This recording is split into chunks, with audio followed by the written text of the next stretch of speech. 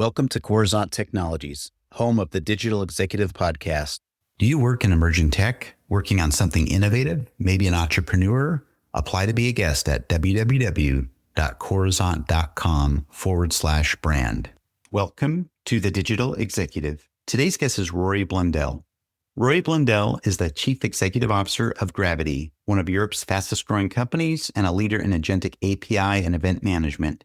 He joined in March 2020 as the Chief Revenue Officer, becoming CEO in September 2020. Under his leadership, Gravitee has grown from 4 people and $500,000 in revenue to over 180 employees and more than $40 million in revenue, earning recognition as a Gartner leader in API management.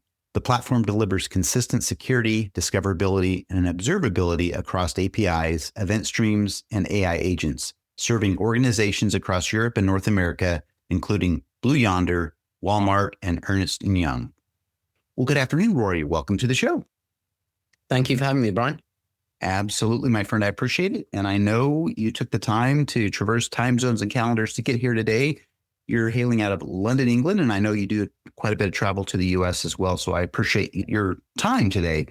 And Rory, jumping into your first question here, you joined Gravitee as Chief Revenue Officer in March of 2020 and became CEO just 6 months later, then scaled the company from 4 people and $500,000 in revenue to over 180 employees and more than $40 million in revenue. What was it like taking the top job in the middle of a pandemic at such an early stage company? And what conviction did you have about Gravitee's mission that made you bet on it? Yeah, great question. I had just taking the second point first. The conviction that I had was I got to know Gravitee by installing and using the software myself, in actual fact. And I was just amazed at the capability this platform had. And I felt that the world at that time, back in 2020, 2021, was going through a shift, probably not as seismic now, looking back at it in retrospect, as the AI world that we're in at the moment, but it was still going through a significant change of people starting to adopt real-time event-based architectures. And what I saw with the company was the ability to pioneer an entirely new space of API and event stream management. So everything that we had done for the last 15 or 20 years with APIs, I thought, hang on a sec, you could do this with event streams as well. And to cut a long story short, we're trying to do the same thing again with agents as well in the agentic world. But that was really what sort of made me think, hey, I'm going to go and take a 50% pay cut. I'm going to go and join this company in the middle of a pandemic, and all the crazy decisions, frankly, in retrospect, when I look at it, that I made. It was because I had this fervent belief that we could achieve a lot more and that the foundations of the business were exceptionally strong.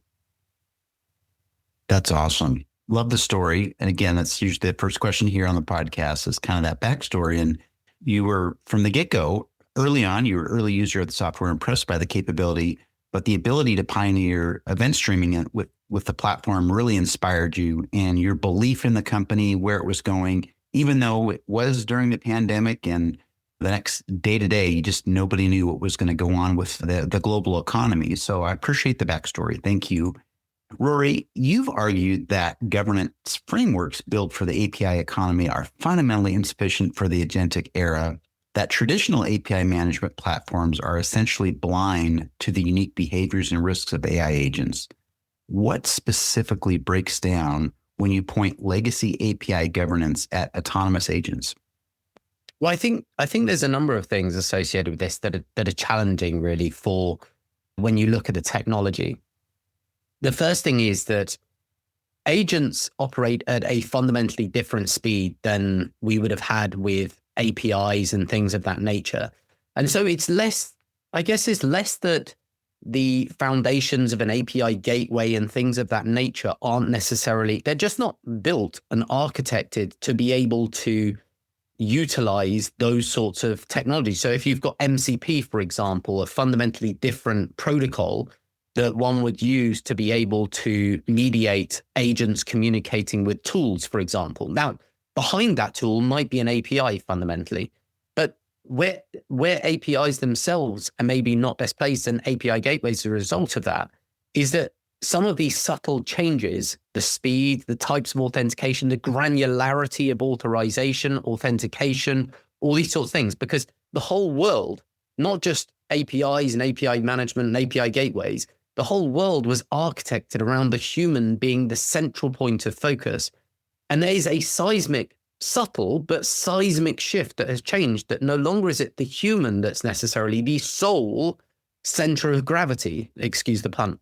It's also now the agent. And that is a truly, truly differentiated thing that we've never really had to contend with, I would say, at any point that I can think of, certainly from a technological perspective in the past. So it's less specifically that it's just, oh, these things, APIs, et cetera, are bad, et cetera, or they're a thing of the past. That's not the case. They're still very, very widely used and still required. But it's just that the mechanisms and the speed and the authentication, the authorization, all of these sorts of things, the paradigms are fundamentally shifted in the new agentic world versus the human world. Absolutely. We're just seeing a major shift across the world in just about every vertical. And APIs is obviously at the forefront of that, in my opinion, as a prior developer. But agents are operating much faster than we've ever seen. And we can't just rely on legacy APIs for this new agentic world that we're moving into. And I appreciate you breaking that apart for us.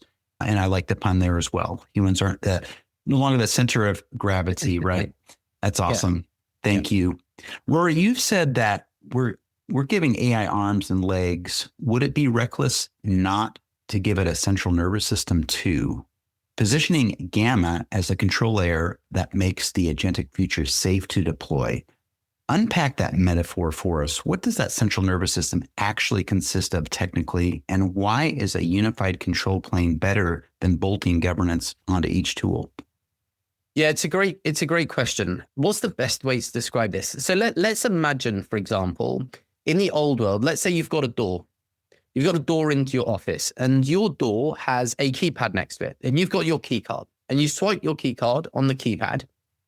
Now, historically, what you had to do is the keypad might have been tools like, I don't know, Okta, Ping, things like this, and the door might have been your API gateway. Now, what you had to do is you had to stitch those two things together.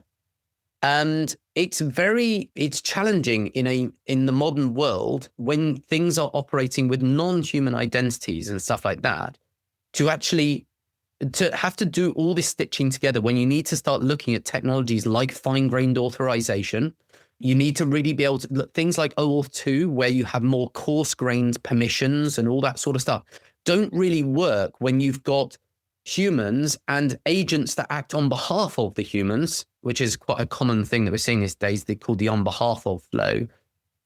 Those two things alone add a layer of complexity that just talks to the fact that really this concept of having the keypad and the door separate, actually what Gravitee is bringing, and our agent management, or Gamma as you called it, framework, gives you one platform where in a single place, the first in the world that we've seen, that you've got the keypad and the door in a single platform now. So what that ultimately means, let me be fundamentally clear about it. I think that businesses have a governance crisis at this particular point in time. All the companies that we speak to have this governance crisis. The first thing is it's a combination of three things that we see, and usually it's multiple of these three things. But the first is they might not even have an enforcement layer. So let me make this point to you, Brian. As a very, very seasoned and experienced executive yourself, if you were to go back 10 years and somebody say to you, hey, Brian, I want to access one of your back-end services directly. I don't really want to have to go through a gateway. I don't really want to have to go through any intermediary layer. I would hazard a guess that your reaction would be to jump out of your skin and say, absolutely not. Now, in the modern world, people are doing effectively that with their agents. So they are not having that intermediary layer.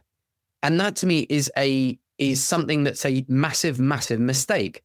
You need to have that layer in place, because that's where you add the governance. That's where you add the controls. That's where you add things like the cost controls, for example, if you want people not to use so many tokens, if you want to be able to route between different models, if you want to be able to control which particular MCP service a particular agent should be able to use, and governing that using things like fine-grained authorization. So that's the first problem.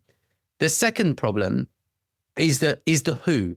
So as I said in the past, you used to have these keypads, the equivalent of digital keypad next to your door, and that would be a ping or an opter or something like that. And that was fine when you had coarse-grained and human-based identities. But when you're working with agents that are acting on behalf of humans that should have a subset of their capabilities and a subset of their permissions, where do you store that? Because it shouldn't be subsumed into the end application. And that's one of the challenges that people have had in the past. And they're starting to really have much bigger issues now when you go into the agentic world. And the third part is that those two things, even if you can address those two things, what agents and AI needs more than anything a lot of the time is context. It needs information to be like, information is almost like the air of a fire. Like, it needs this fuel to be able to get going. And my belief is that those three things, when you look at Gravitee and the Gamma platform, what we bring in a single place is a way to be able to address all of these sorts of things. So with capabilities that we've introduced, like our new Daylight product, where you can force at the daemon level traffic through the gateway, so that rather than people saying, oh, I'm just going to go around the gateway, or an agent going around the gateway, it goes through the gateway. And therefore you have your AI controls, your MCP controls, you have all your enforcement layer. And on top of that, because it's in the gateway, you can then use things like fine-grained authorization and very, very fine-grained controls to manage the permissioning and the scopes and all those sorts of things of your agents, both for your agentic and your human identities, for APIs, for event streams, and for the agents themselves. And the last thing is, within Gravitee, you now have the ability to connect to third-party repositories, whether it be vector databases and all these sorts of things, or whether it be actually storing it yourself in Gravitee. So you can address all those three core things. That, I do believe, is the fundamental answer to the governance crisis people face today. Thank you. A lot to unpack there, but I appreciate it. I loved your metaphor, your API metaphor, the door on the key card, right, and the keypad. You talked about the complexity around its security, agents now working on behalf of humans, but your platform Gamma is really integrating that keypad and door together into a single platform. Right. And you talked about governance and security. It may not have an appropriate security layer. You talked through that, validating who has access and then that context that it needs in order to seamlessly make this secure. So I appreciate that. And the last question of the day, Rory, you've predicted that before long, the same LLMs running in enterprise software will be running the machines on factory floors and in warehouses, with robotics not far behind. As you look 5 years out, maybe less, what does a fully governed agentic enterprise actually look like? And what has to be true technically, organizationally, and in terms of standards for organizations to scale AI agents with confidence rather than caution? That's a great question. It's a complex one. And what I fundamentally think the answer to this is that this is something I've been grappling with. I spent a lot of time recently unpacking a lot of the legislation that legislatures, both in the European Union, but also in the US, different states are introducing AI legislation. So I've been looking a lot at this. And fundamentally, what I've concluded is that in order for people to have the confidence to be able to utilize and leverage AI to its fullest extent and to make the greatest economic gains that it could be, I do think you have to solve that governance crisis that I spoke about in the last point. But there's one additional point that I didn't necessarily talk about that I do think you need to be able to address, that I don't think I've seen a good implementation of yet, which is this concept, a term that's probably bandied around that I'm sure you've heard it a number of times, Brian, which is human in the loop. It's a very interesting concept. And when you look at the technical implementations at the moment, my view is what you really need is you need to, first of all, implement all of your AI ecosystem, and your AI infrastructure must go through a central point of governance and control. I think that is the starting point. I really strongly believe it must go through a central governance and control point, because unless you have that, you will have no mechanism to be able to control what happens.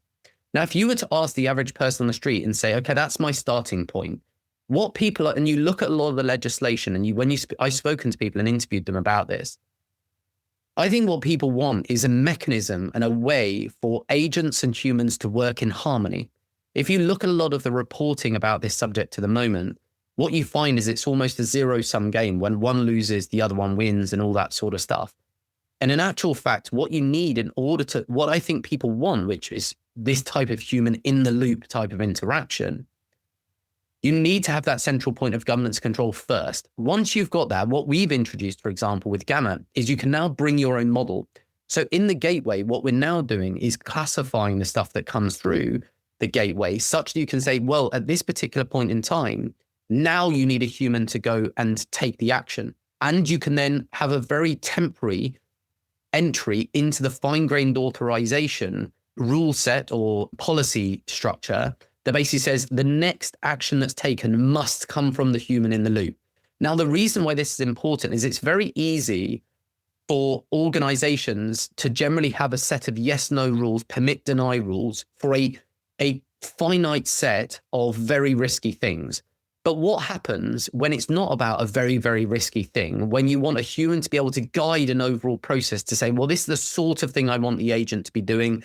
No, it really needs to get my approval for this, da-da-da-da.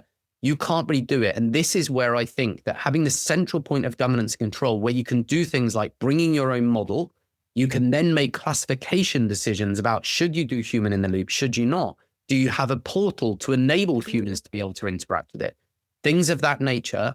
That, from my perspective, is what is critically important, to be able to enable humans and agents to work in harmony. And that is what I spend so much time thinking about.